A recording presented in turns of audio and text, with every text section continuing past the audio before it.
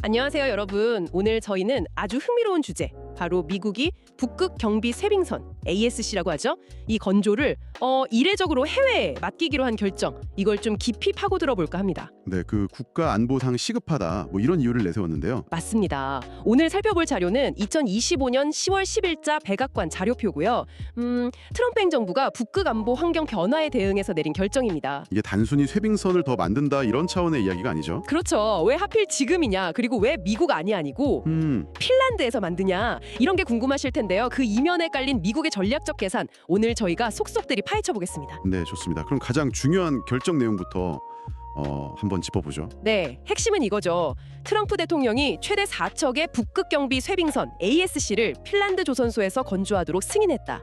대통령 각서에 서명까지 했고요. 이게 보통 이런 국방 자산은 자국에서 만드는 게 일반적인데. 상당히 이례적인 조치인 건 맞습니다. 네, 그렇죠. 전문가님 보시기엔 어떤가요? 아주 이례적입니다. 그래서 그 백악관 자료에서도 법적 근거를 구체적으로 명시하고 있어요. 14 USC 1151 비항, 그리고 10 USC 8679 비항. 아, 그 법 조항들이요. 그게 왜 중요한 거죠? 그냥 법이니까 그런 건가요? 아니요, 그게 중요해요. 보통은 미국 해군이나 해안경비대 함정은 미국 내에서 건조해야 한다는 법, 뭐 존스법 정신 같은 게 있거든요. 네네. 근데 이 조항들은 그 예외를 허용하는 규정입니다. 특히 대통령이 국가 안보 이익을 위해 필요하다고 판단할 경우에만 쓸 수 있는 거죠.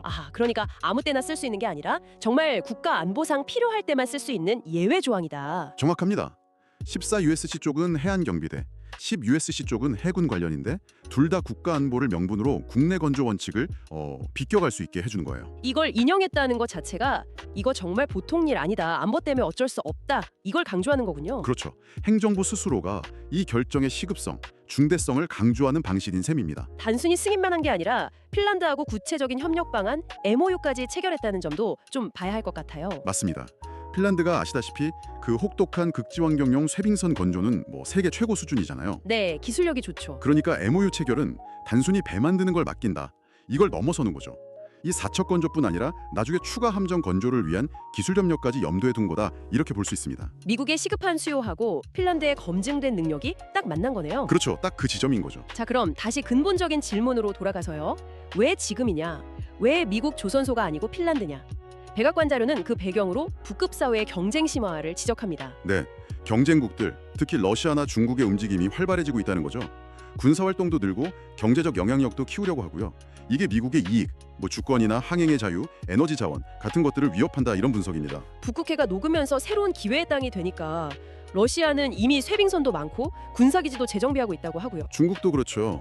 극지 실크로드 이러면서 과학 연구다, 경제 활동이다 하면서 북극 진출을 계속하고 있고요. 이런 지정학적 경쟁이 심화되니까 미국도 위기감을 느끼는 거죠. 이런 외부 요인에 더해서 트럼프 대통령 발언도 있었잖아요. 미국에는 쇄빙선이 필요하다. 저렴하게 구할 수 있다면 그렇게 하고 싶다.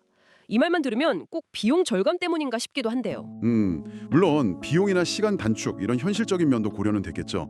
하지만 이 자료 전체 맥락이나 특히 국가 안보를 이유로 예외 법규까지 쓴 걸 보면요. 네. 비용보다는 훨씬 더 근본적인 문제, 그러니까 미국의 현재 쇄빙 역량 자체가 너무 약하다는 점, 이게 핵심 동인이라고 봐야 합니다. 역량 부족. 네, 백악관 자료표도 명확히 지적해요.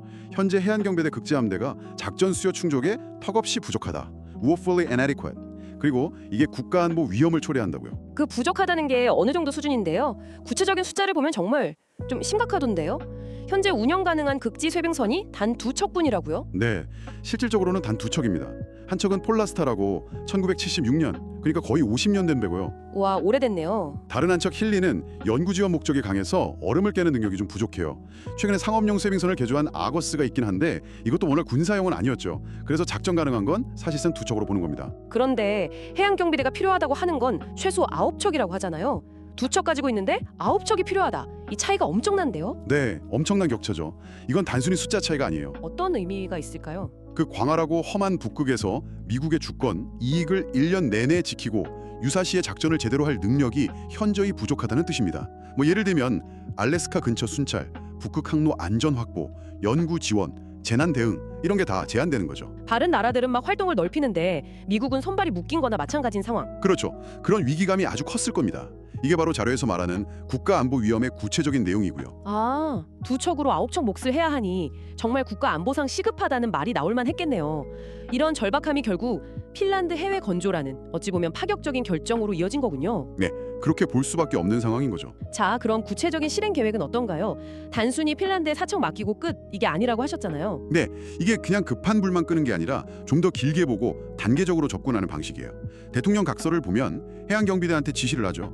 핀란드에서 만드는 사척 이후에 그 다음 쇄빙선들은 미국 내에서 건조할 계획을 제출하라고요. 아, 미국 내에서요? 네, 여기서 특히 강조되는 게 온쇼링이라는 개념입니다. 온쇼링이요? 네, 그러니까 핀란드랑 협력하면서 얻게 될 선진 쇄빙선 기술, 지식재산 IP 같은 걸 미국으로 다시 가져와서 우리 걸로 만들겠다. 이런 전략이죠. 오, 이거 상당히 흥미로운데요? 그러니까 일단 급한 사척은 핀란드 기술 빌려서 빨리 만들고 그 과정에서 얻는 노하우나 기술은 미국으로 가져와서 그 다음 최대 7척은 미국 조선소에서 만들 수 있게 역량을 키우겠다. 정확합니다. 이게 어떻게 보면 두 가지 목표, 어쩌면 좀 상충될 수도 있는 목표를 동시에 잡으려는 시도예요. 어떤 목표들이죠? 첫째는 당장 심각한 전력 공백을 메우는 거. 자료에서도 해외 건조를 일시적 조치, 템퍼러리 메저라고 하거든요. 시급하다는 거죠. 둘째는 이걸 기회로 수십 년간 좀 정체됐던 미국의 극지 쇄빙선 건조 역량을 다시 살리고 더 나아가서 미국 조선 산업 전체에 활력을 불어넣겠다. 이런 장기적인 목표입니다. 백악관 자료에서도 이게 단순히 배 사는 게 아니라 최첨단 기술이랑 IP를 미국으로 들여오고 그래서 미국 내 일자리도 만들고 수십억 달러 규모 국내 투자도 유발한다 이렇게 설명하네요. 네, 겉으로 보기에는 시급한 안보 문제도 해결하고 장기적인 산업 경쟁력도 키우는 뭐랄까 윈윈 전략처럼 보이죠. 그렇죠. 미국은 배 얻고 핀란드는 계약 따고 나중엔 미국 조선업도 좋아지고. 네. 그런데 여기서 우리가 좀 더 생각해 볼 지점이 있어요.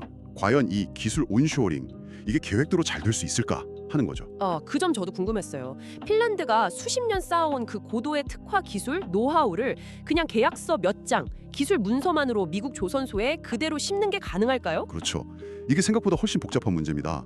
기술 이전이라는 게 단순히 설계도만 넘겨주는 게 아니거든요. 어떤 것들이 더 필요한가요? 뭐 숙련된 기술 인력도 키워야 하고 특수 장비나 생산 시설도 갖춰야 하고 협력업체 포함해서 공급망 전체를 다시 짜야 할 수도 있고요. 심지어는 조직 문화나 생산 방식 조율까지 굉장히 어려운 과제들이 많습니다. 다른 산업에서도 해외 기술 도입이 생각만큼 잘 안 된 경우도 많잖아요. 맞습니다. 특히 쇄빙선처럼 아주 극한 환경에서 써야 하는 고도의 특수 선박 기술은 더 그럴 수 있죠. 그렇다면 이 계획의 성공 여부는 단순히 핀란드에서 사척을 제때 받는 걸 넘어서 그 다음 단계인 미국 내 건조를 위한 기술 이전, 내재화가 얼마나 잘 되는지에 달려 있겠네요. 바로 그겁니다. 그게 핵심이에요. 만약에 온쇼어링이 잘 되면 자료 주장대로 미국 조선 산업에 큰 힘이 되고 기술 경쟁력도 높아지겠지만 만약 이게 삐걱거리면 그냥 돈만 날리는 게 아니라 장기적인 쇄빙선 확보 계획 전체가 틀어질 수도 있는 거죠. 그런 위험 부담도 안고 있는 전략입니다.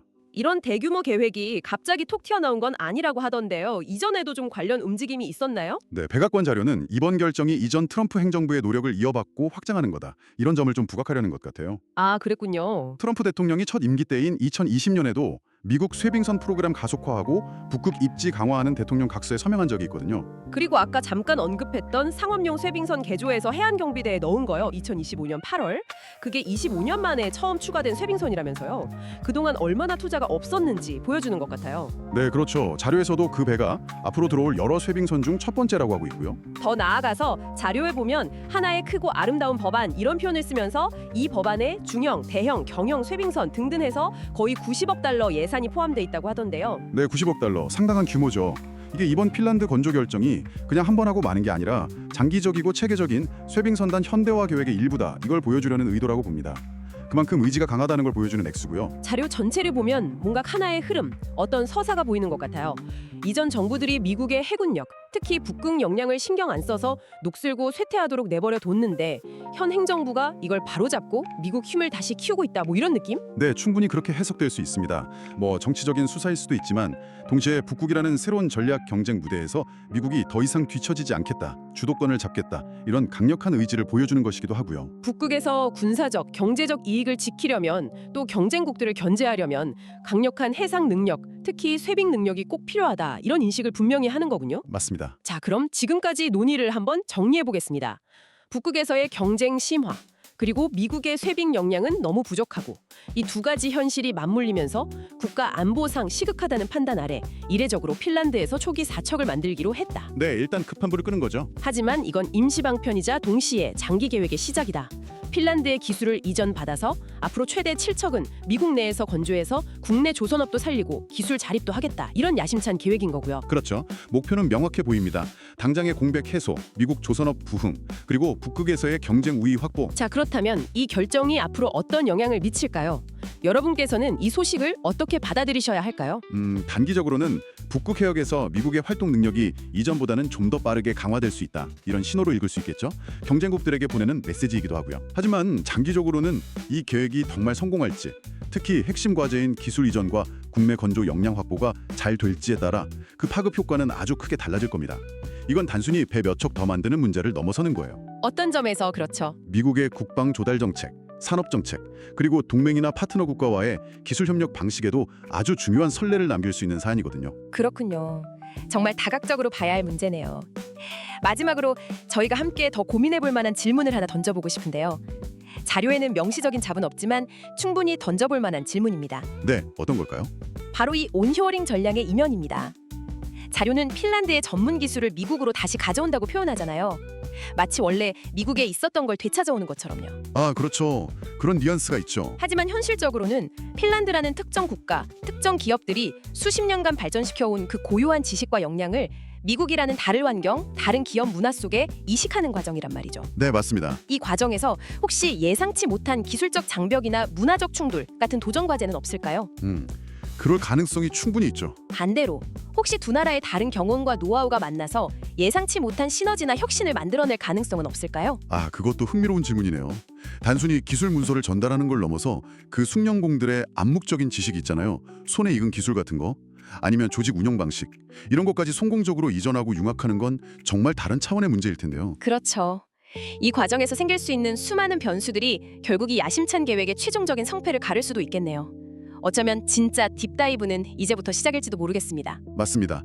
단순히 쇠빙선 건조라는 결과물뿐 아니라 그 과정 자체에서 벌어질 일들을 주의 깊게 지켜볼 필요가 있어요.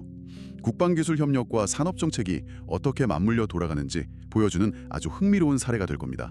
오늘 저희와 함께 미국의 북극 쇠빙선 건조 결정이라는 이 복잡하고 중요한 사안을 깊이 있게 들여다보신 여러분께 감사드립니다. 북극을 둘러싼 국제 정세와 미국의 국방 전력 변화에 계속해서 관심을 가지고 지켜보시면 더욱 흥미로운 점들을 발견하실 수 있을 겁니다.